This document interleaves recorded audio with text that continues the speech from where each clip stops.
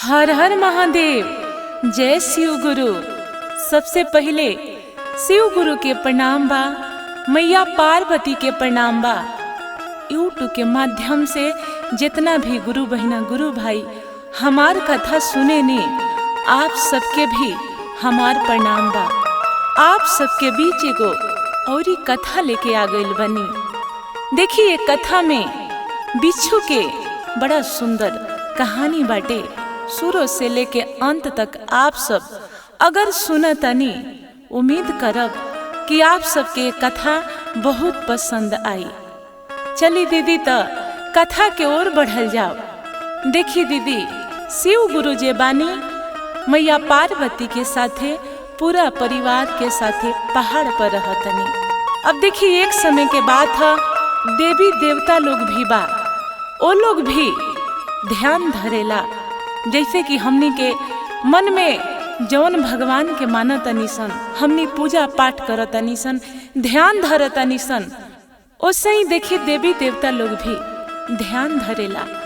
एक समय के बात है दीदी कि शंकर भगवान श्री राम जी के ध्यान धरतनी। एगो बिच्छू देखी उ ध्यान में अचानक पहुंच जातरी, लेकिन बिच्छू जे रहतरी देखी उ शिव गुरु के महादेव के बहुत बड़ा भक्त रहतरी। महादेव जी बानी श्री राम भगवान के ध्यान धरतनी, लेकिन बिच्छू जे बाड़ी इस शिव गुरु के ध्यान धरतरी।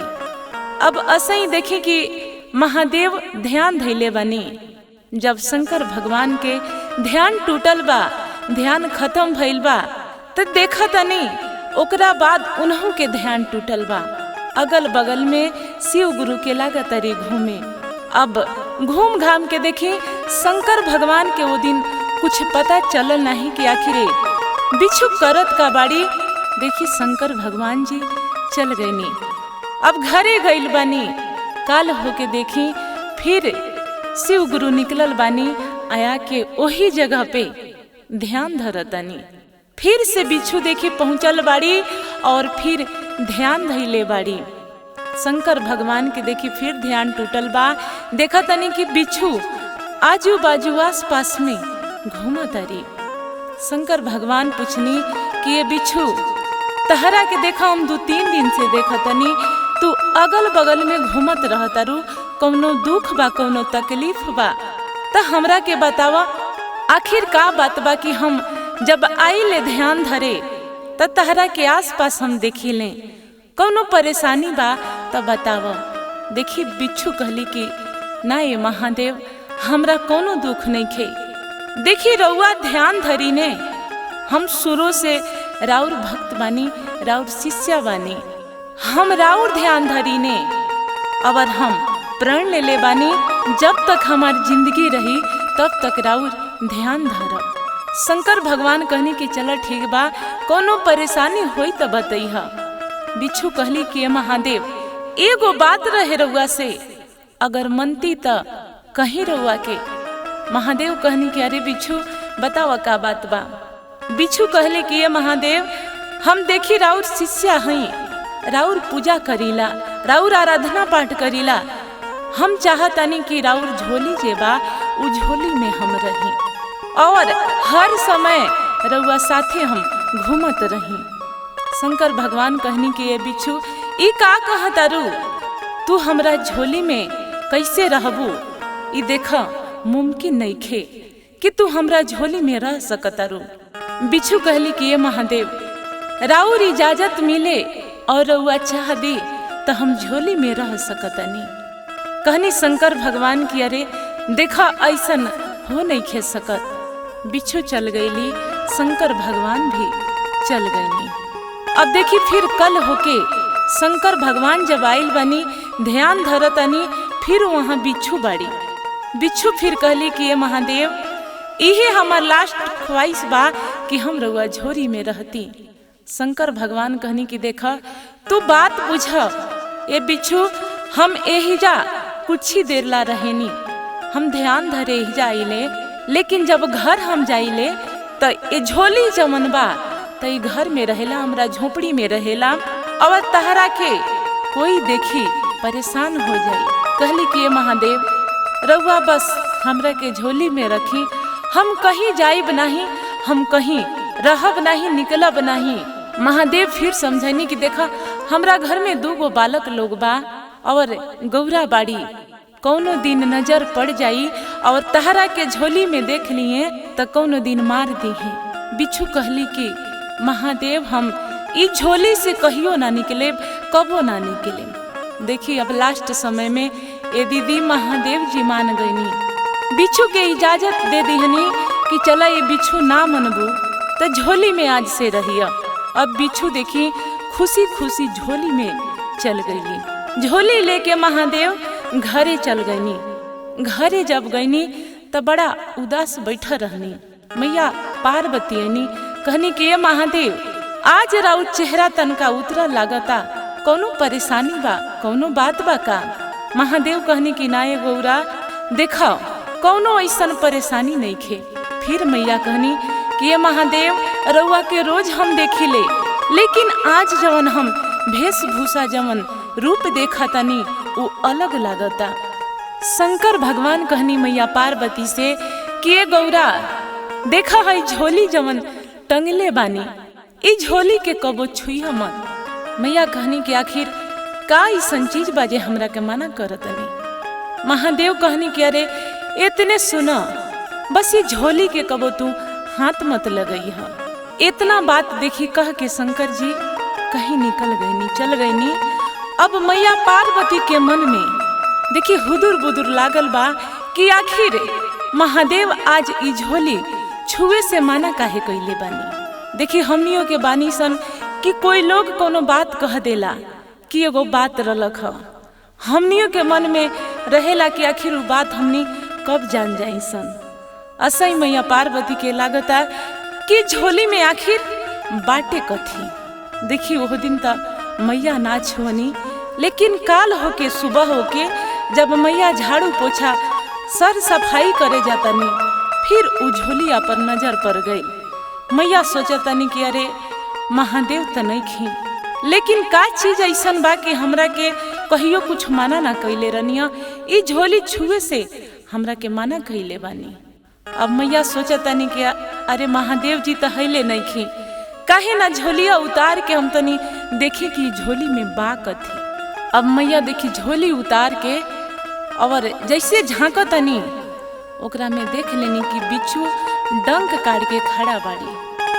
अब मैया घबरा गनी कि अरे एकरा में तो बिच्छू बिया, हमरा घर में कार्तिक गणेश हम बानी, कहीं बिच्छू निकल के कार्तिक गणेश के काट ना देवे। अब देखी मैया डर गईनी और मैया का कहनी कि एगो हंसुआ लेनी आ हंसुआ से वो बिच्छू के डंक काट दिहनी। बाद में ओकरा के टुकड़ा टुकड़ा काट दिहनी। काट के का कहनी कि देखी बिच्छू के दीदी जब काटल जाला तब बिच्छू के देह से खून ना निकलेला, पानी जैसन बस निकलेला। अब मैया बिच्छू देखी टुकड़ा में जवन काट देले रहनी उठा के ले जाके पिछुआरा गाढ़ा खून के ओकरा के तोप दिहनी। अब शंकर भगवान देखी आवतनी तो झोली पे नजर पड़ल। अब झोली पे नजर पड़ल तो थोड़ा सा झोली अलग लागत रहे। महादेव सोचनी कि लागत है कि पार्वती आज बिच्छू के मार देले बड़ी। महादेव के शक हो गई और मन मन में सोचे लगनी कि हम बिच्छू के कितना माना कहनी कि बिच्छू तू हमरा झोरी में मत रहिया, कौनो दिने नजर अगर गौरा के पड़ जाई तो गौरा काट दिहे। से घटना आज घट गई। अब देखी शंकर भगवानी दीदी बड़ा उदास हो गईनी बहुत ज्यादा। अब मैया पार्वती अपना काम काज में लागल बानी। रोज महादेव के काम रहता, अपन झोली लेके जातनी, ध्यान धरतनी, आवतनी। अब धीरे धीरे समय बीतल। एक दिन यहाँ गणेश भगवान के चना के दाल के लड्डू खाए के रहता। अब गणेश भगवान जिद करे लगनी कि मैया हमरा आज चना के दाल के लड्डू खाए के मन करता, हो सके तो रउआ बना देहती। उतने देर में शंकर भगवान आइल बानी।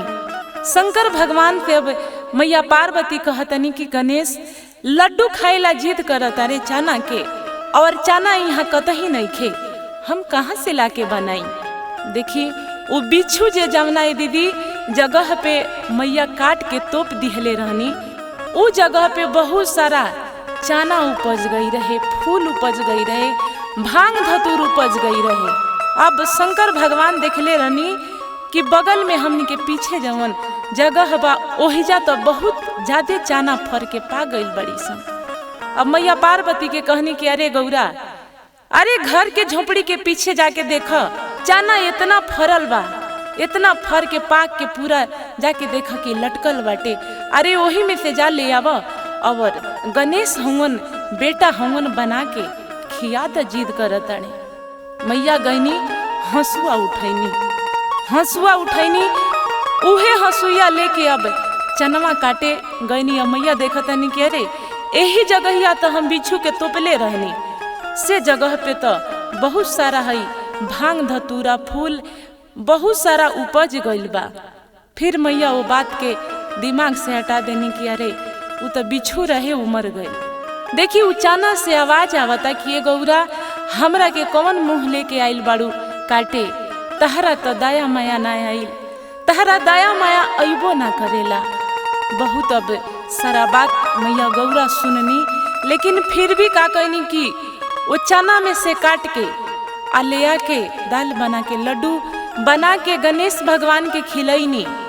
अब 10-12 दिन जब बीता था, एक दिन शंकर भगवान आइल बानी कहीं से, मैया से कहनी कि ये पार्वती, अरे थोड़ा सा भांग जैतू काट के लैतू और पीस के हमरा के पिया दिहतू, थोड़ा सर पर भी लगा दिहतू। मैया पार्वती कहनी कि ये महादेव, रउआ तो कहतनी भांग लावे के, अभी इन्हें भांग बा कहाँ, भांग काटे खातर तो दूर जाए के पड़ी थोड़ा ना। शंकर भगवान कहनी कि अरे पिछुअरवे अपना भांग इतना उपजल बाटे, आ कहतारू कि भांग नहीं खे, अरे जाके देखा ना जहाँ से चनवा कटले रहू वही जकवा भांगो बाटे, फूल बहुत सारा चीज बा वही जकवा। अब मैया हंसुआ उठा के अब फिर गईनी मैया भांग काटे, तो भांग से आवाज आवता कि अरे अब फिर से कौन मुंह लेके आवता रू, काट ले जाता रू, तहरा तो दया माया ना आवेला, तहरा लाज भी ना लागेला। भांग से आवाज आवता कि भले तू हमरा के काट द, ले जा तू पीसबू, महादेव के अगर छपबू तो हम उनका लीलार पर हम अगर पीस के पिया दिहबू तो महादेव जी के हम दिल में चल जाई। हम तो ओठे पे रहब, तू तो अपना लोक बाग में रहतरू, घर परिवार में रहतरू, हम महादेव जी के ओठ पे रह। अब फिर मैया वो बात के दिमाग से उतार के फिर भांग लेनी, भांग ले आके पीस के महादेव जी के लीलार पर छाप दिहनी। थोड़ा सा आराम भइल महादेव जी के, और भांग महादेव जी पियनी, सुकून थोड़ा मिलल। अब धीरे धीरे देखी 2-4 दिन और बीतल। एक दिन बसहा घर के बाहर बड़ा चिल्लात रहे, ये आवाज महादेव जी के और मैया गौरा के कान तक जाता। मैया जाके कहतनी कि ये महादेव जी, अरे बसहा के कुछ खिलैले ना बनी, कुछ बसहा खैले नहीं खन, इतना बोला तारे कि कुछ ला के खिया दी। महादेव जी कहनी कि देखा, तू जवन चनवा काट के लाई रहलू, उहे चनवा काट के तनी बसहा के ले आके डाल द, बसहा खा ली है, पेट भर जाई। अब फिर मैया हंसुआ उठैनी, फिर वो चना काटे गईनी। फिर से उहे बात कि ये गौरा कौन मुँह लेके काटत रू, तहरा दया माया ना आवेला, तू कैसन निदर्दी बाड़ू। ई सारा बात देखी अब मैया गौरा सुन के सोचतनी कि अरे आखिर ऐसन कौन चीज बाटे, हमर दया माया निहारेला, हमर काम काज निहारेला, ऐसन ऐसन बात बोलेला। मैया देखी भांग कटनी नहीं, हंसुआ छोड़ के वही जा घर में आईनी। शंकर भगवान पूछनी कि अरे का भइल, काहे ऐसे आवतरू। मैया पार्वती कहनी कि हे महादेव, हमरा नइखे बुझात देखी कि आखिर हमरा सते होत का बाटे। एक बार जब गणेश कहले रहले कि हमरा चन्ना के लड्डू खाए के बा, चन्ना काटे गईनी, का चीज ओइजा बा कि हमर दया माया निहारेला, हमर काम काज निहारेला। हम बात के भुला गईनी, फिर रउआ भांग काटेला भेजनी, भांग काटे गईनी, फिर उहे चीज हमरा साथे दोबारा रिपीट होके लागल, फिर भी वो बात के हम छोड़ दीहनी। अब देखिए आज तीसरी बार भांग काटे जे गईनी है, फिर से उहे चीज हमरा के दोहरावता, हमर दया माया निहारता। अब उ भांग से आवाज आवता, चना से आवाज आवता, हमरा कुछ समझ आवत नहीं खे कि रउए बताई।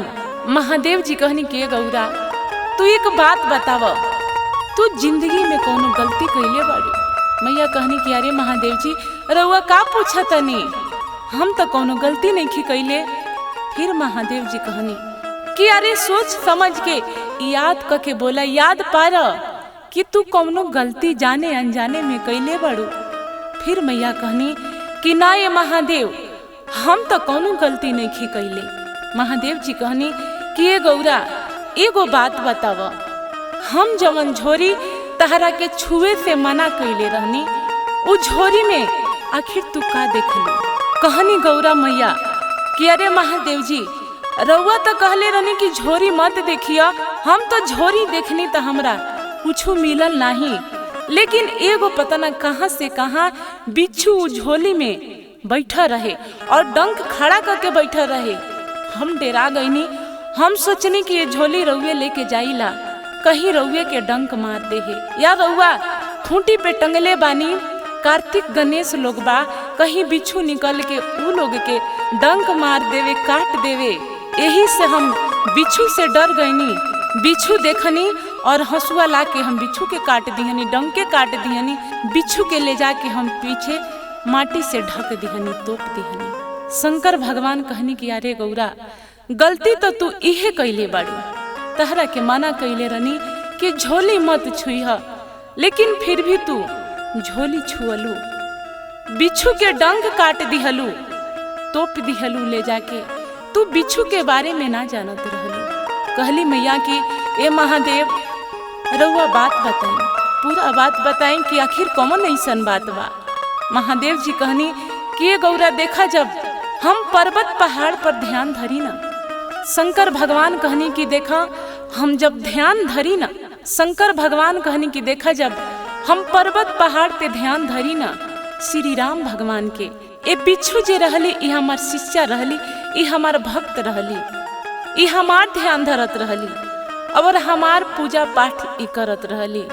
हमेशा इहो ध्यान धरस, जब हम ध्यान धरे जाई तो हमरे बगल में इहो ध्यान धरस और अगल बगल में रोज घूमस। एक दिन पूछ दिहनी, कहली कि ये महादेव हम रउआ झोली में रहल चाहतनी, हमरा से बचल लिहली। हम का कहनी उनका के झोली में रहे के अनुमति दे दिहनी। बिच्छू कहले रली कि हम ना झोली से निकलब, ना कौनो नुकसान करम, हम राउर भक्त बनी, राउर पूजा पाठ करीले, आराधना करीले, ध्यान धरीने, बस रउआ साथे हमरा रहे के बा, एकरा सिवा हमरा कुछ ना चाही और कोनो नुकसान ना करे। तू बिच्छू के काट दिहली। अब मैया इतना बात सुन के बड़ा उदास हो गईनी। कहनी कि ये महादेव जी रउआ ई बात हमरा के पहले अगर बता दिहले रहती तो हम शायद वो बिच्छू के ना कटले रहती। मैया पार्वती कहली कि ये महादेव रउआ ई बात हमरा के पहले बता दिहले रहती तो शायद वो बिच्छू के हम ना कटले रहती। रउआ हमरा के ना बतैनी और मन में लागत रहे कि कब देखी कि झोरिया में कथी बा। हम देखनी तो बिच्छू डंक खड़ा करके और वही में रहली। हम सोचनी कि कहीं रउआ के काट देस, कहीं कार्तिक गणेश के काट दिहे। यही से हम हंसुआ ला के बिच्छू के काट दिहनी कि हे महादेव गलती हमरा से जाने अनजाने में भइल बा, हमरा के क्षमा करी, हमरा के माफ करी। मैया पार्वती के बड़ा पछतावा भइल अपना गलती के कि अरे कहाँ से कहाँ बिच्छू के हम काट दिहनी। फिर मैया सोचतनी कि गलती हो गई बा। अब गईनी देखी बिच्छू के जहाँ टुकड़ा करके ढकले रहनी हो जाकवा। कहनी कि ये बिच्छू हम तहरा के गलती से काट देले बनी कि हम ना जननी तू महादेव जी के भक्त बाड़ू। हम तहरा के झोली में जब देखनी तो हम डेरा गई। हम सोचनी कि तू काट देबू कार्तिक गणेश के, यही से हम तहरा के काट देनी कि हमरा से गलती भइल बा, हमरा के क्षमा करीह। महादेव जी साथे साथे बानी। महादेव जी कहनी शाम के भुलाइल अगर सुबह घरे आ गई तो ओकरा के भुलाइल ना कहल जाला। तू सबसे पहले कि जाने अनजाने में कटले बाड़ू, जानबूझ के नहीं खू कटले, जाने अनजाने में काट देले बाड़ू। तब बिच्छू तहरा के माफ जरूर करी है। देखी बिच्छू कट गई रहली, लेकिन आत्मा उनकर ना मरल रहे। शंकर भगवान कहनी कि देखा बिच्छू के तू भले टुकड़ा टुकड़ा में काट के तोप दिहलू, लेकिन बिच्छू के जमन आत्मा बा वो हमरा पास बा। अब मैया पार्वती के शंकर भगवान समझावतनी कि आज के बाद कोनो जीव जंतु के हत्या मत करिहा, मरिहा मत। वो बिच्छू के भी जिए के अधिकार रहे कि ना रहे। मैया कहनी कि हाँ महादेव, रहे जिए के अधिकार रहे, लेकिन हमरा से गलती भइल बा। महादेव कहनी कि देखा आज के बाद अगर तहरा के कोनो चीज नुकसान नहीं खे करत, जीव जंतु नुकसान नहीं खे कैले, कबो ओकरा के कटिहा मरिहा मत। मैया कहनी कि आज से महादेव कोनो गलती ना हुई। देखी दीदी, एक कथा आप सब सुनत हनी, पसंद आइल होखी त हमरा कमेंट बॉक्स में हर हर महादेव लिखब और चैनल सब्सक्राइब जरूर करब, काहे कि नया कथा जितना आई तो आप सबके नोटिफिकेशन मिली। धन्यवाद।